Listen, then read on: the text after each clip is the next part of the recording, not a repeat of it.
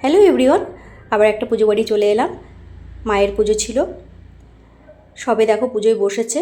আর মায়ের পুজোয় তো আমরা সবাই জানি অনেক দেরি হয়, তখন প্রায় 9টা বাজে আমরা গেছিলাম। তো ওই পুজো শেষ হতে হতে প্রায় 2টো তো বাজবেই।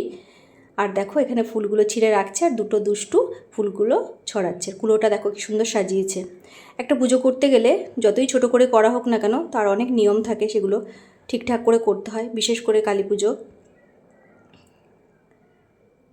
তো দেখো মায়ের মুখটা কিন্তু খুব মিষ্টি হয়েছে, আর এখানে বেশ সুন্দর করে সাজিয়েছে, বেশ ভালো লাগছিল। আর এখানে দুটো পুচকু, মানে আমার পুচকুও আছে, দুজনে দেখো এইটা বাজাবে, তার জন্য ও বলছে ও বলছে ও, দেখো দুষ্টুমি করছে,